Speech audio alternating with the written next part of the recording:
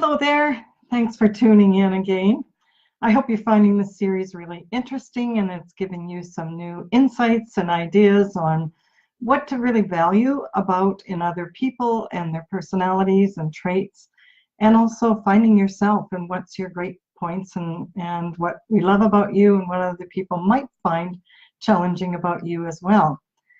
The basis of my teaching is about the Enneagram personalities, and it's been around since the 1700s. It's a well-respected model taught in universities, religions use it, therapists, large corporations. It's a really neat model in that, and it's unique from other models in that it has a path of development. And what that means is that the patterns that sabotage you, and we all know we have those patterns. I mean, just the other day it was like, oh, there, that pattern's back again. I need to focus on how to replace that pattern with another one until it becomes my unconscious pattern, which is will serve me much better. So the Enneagram's been around since the 1700s. If you go to my website, eileenhead.com, under the Enneagram tab, it's going to give you some information on the Enneagram. It is an ancient body of wisdom and knowledge about human behavior.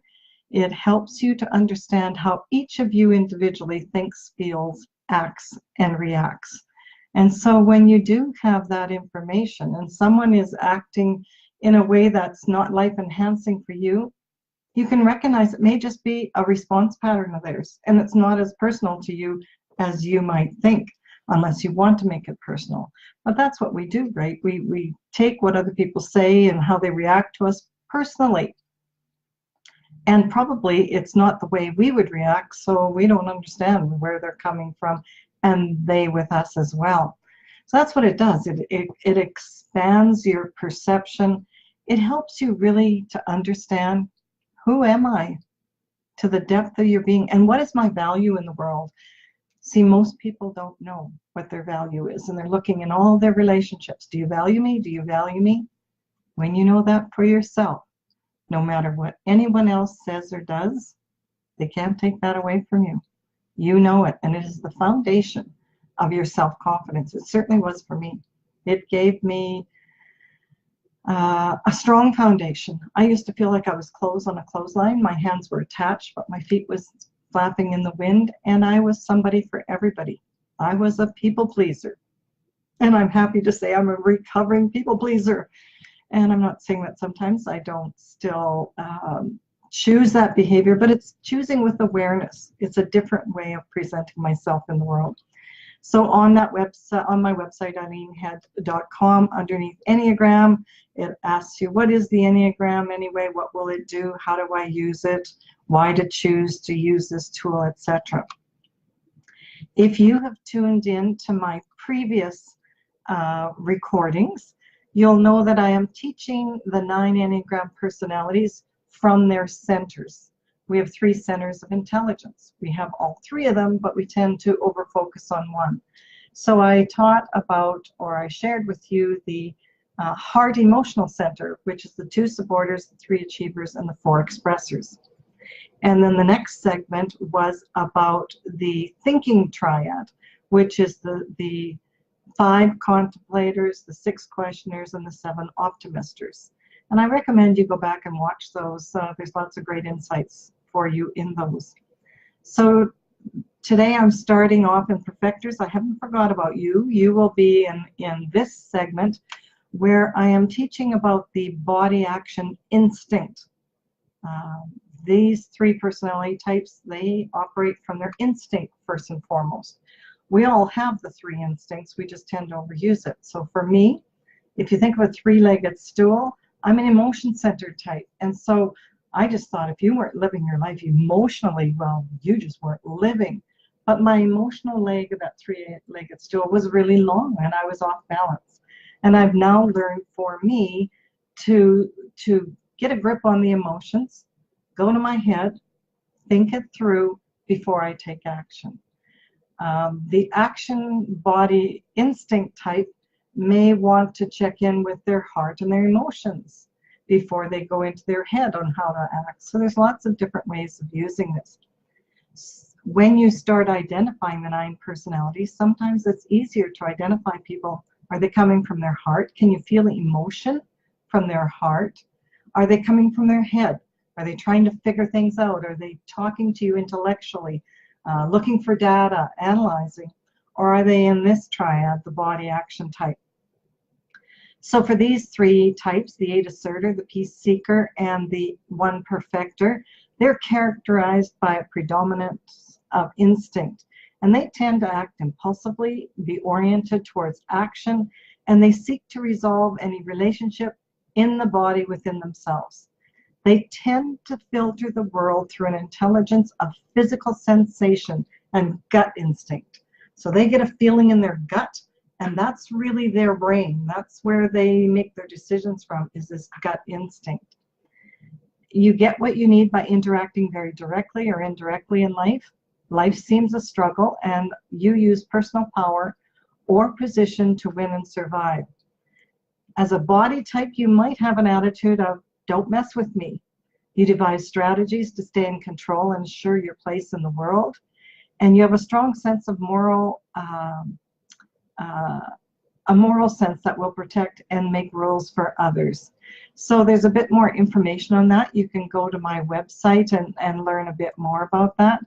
But today we're going to be talking about those 8 asserter personalities, those really strong personalities that we admire them because they're confident and they're great leaders and they take action, and they also can be very challenging for us.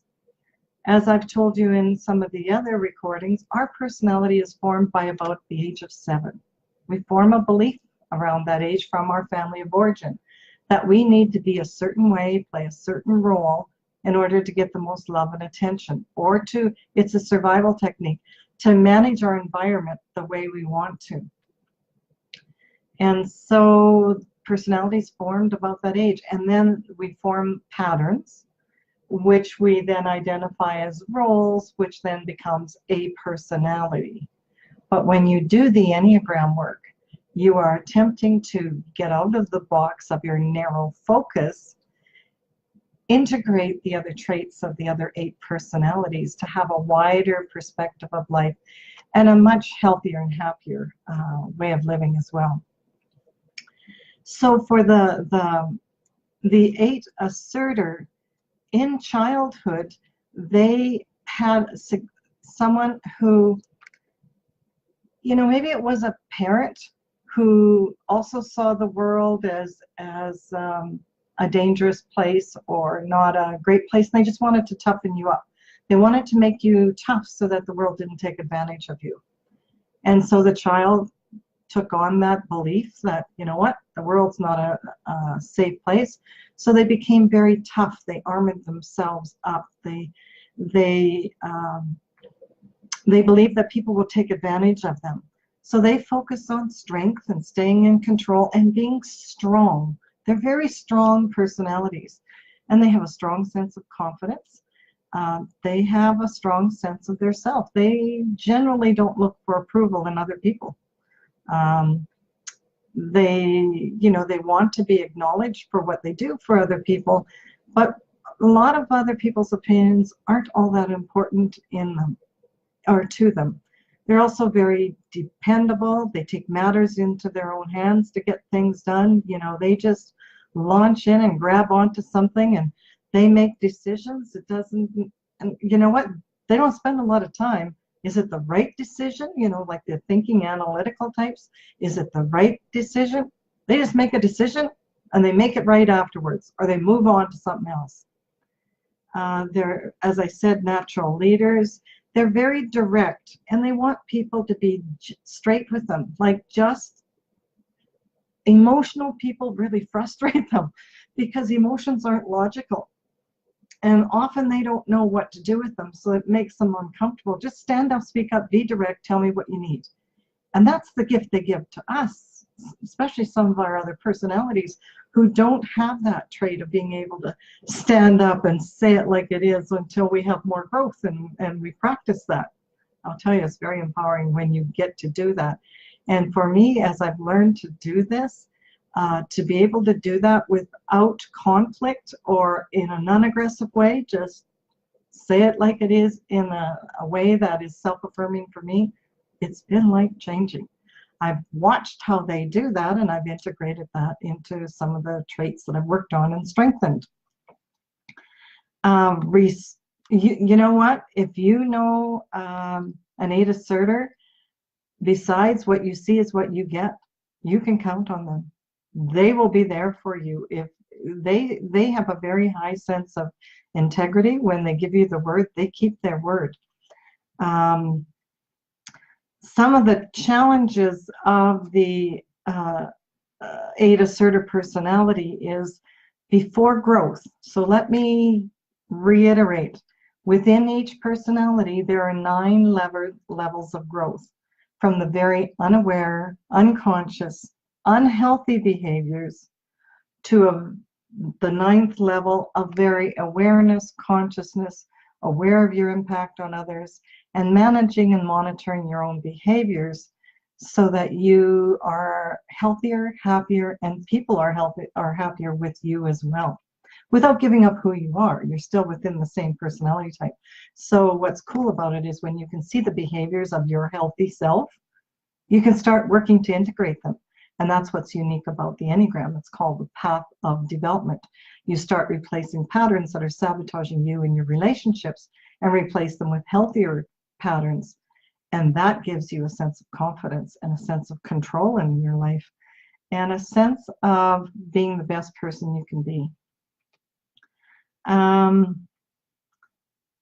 So sometimes they offend others with their directness, and they don't really mean to do that. They can dominate other people. In my training, as I was being certified, there was an 8 asserter man, and he really got quite emotional, which shows a lot of growth for an 8 to be able to show their emotions, because they feel emotions are weak and wimpy, and it opens them up to vulnerability. And if they're weak and vulnerable, someone might take advantage of them. So you can see in all our personalities, we can go around this rat race. But he was saying to us that before he knew the Enneagram and before growth, he thought his wife was enrolled with everything he did. And then as he learned this work, he said, she wasn't enrolled with what I was doing. She was steamrolled. I was steamrolling her, just running right over her, just to, you know, to get my way and keep things going with this big energy. So it's really cool when you start to shift and change and take responsibility. You have an ability to change your response. And that's how we change the world. That's how we raise consciousness. So in relationships, you know, 8 asserters have this big energy for all that they do. They can be in their late years and they still have this huge energy where they've got their finger in this pie and they're doing this and they're doing that. And they do life large with everything, with work, with sex, with food, with experiences. They like to live this big, lustful life. And they're full of vitality, always on the go. When they enter a room, they make a big impression. And often they'll say, you know, people will say, wow, we know when you arrived. And they'll go, what do you mean? I just walked into the room. But they walk into the room and there is a presence about them. And I want you to know, underneath that tough exterior that you may not often see is a very soft heart. And they tell us sometimes that they often feel shamed by their own behavior. They don't realize it as they're doing it, and feel bad afterwards. And another comment that really struck my heart when this person said it was, you know, we stand up for other people. When we see something going wrong, they're very protective of the weak and vulnerable. When they see that, boy, they are in there protecting, taking care of. And they said, you know, not many people stand up for us. I felt that really, that was really a touching moment to hear that person. They're not touchy-feely.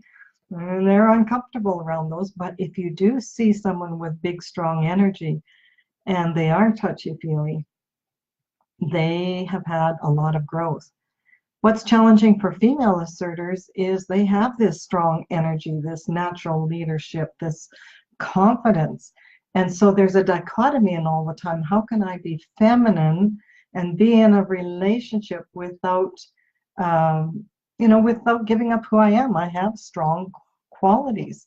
And so that's some of the coaching that I help them do, is to understand their feminine side and how they can be in relationship with others, still with their natural gifts and strengths, as well as using them in the best possible way. Some famous people I usually talk about, who are the strong asserters in the world. Susan Sarandon is a very strong female. Barbara Walters is another. She was tenacious. She asked the hard questions. She was a driver in the world. Donald Trump is he is what I would call maybe an unaware 8 personality type, and Dr. Phil is the same personality type. They both have traits of strong directness, leadership, confident in themselves. The difference is Dr. Phil is very healthy, of course, with all the work that he has done. And he will tell you that when you come on my show, it's going to be like this. I'm going to tell you what I think. You came to me. You can do whatever you like with that. I'll help you with it if you're willing. But while you're here, it's going to go like this. And often people come on there and they want to manipulate the situation and get control. Ain't happening. He has a big body presence as well, right? So Simon Cowell is another example. American Idol, when he first came on American Idol, he was quite harsh with his criticism. And he said, you know what? They come onto this show to find out the truth. Do they have talent or not? And then as the years went on and he married, had children, a little white poofy dog, there's times in the show where he gets so emotional, something triggers him. And in this one instance, he wouldn't talk. You could see he was just wrestling to keep these emotions down. And at the end of the show, he ripped off his mic and just beelined it out of there. Yeah, emotions can be hard for 8 asserters in the beginning. So that's just a little bit about the 8 asserters. I hope you go back and watch. I've so far done the 2 supporters, the 3 achievers, the 4 expressors, the 5 contemplators, the 6 questioners, and the 7 optimisters. And tomorrow we'll be talking about those sweet, nice peace seekers, the number 9s on the Enneagram. If you have any questions or comments, be sure to post them and I'll get back to you. I do offer a free relationship rescue call from my website if you're having a challenge. But the goal of me doing this series is to help you get along at Christmas time. So if you have an asserter that's made some comments that have upset you in the past, go in with a plan. You can say anything you want almost to an asserter as long as you're direct and respectful. So you can prepare something. Maybe they came in last year, it was, you're never going to get anywhere, or whatever their comment was that hurt you. Come in with a plan, but do it with a positive comment back. I don't have your guts and your will to do what you do, and I really admire that in you. That's going to turn most asserters around because they want to be appreciated and accepted. Make a joke like, you know what, whatever your personality is, come out and own it and say, you know what, man, I have difficulty with that. Make a joke, let go of the past. Praise every personality for what you value in. You will shift the whole gathering. So thanks for checking in. I'll see you tomorrow.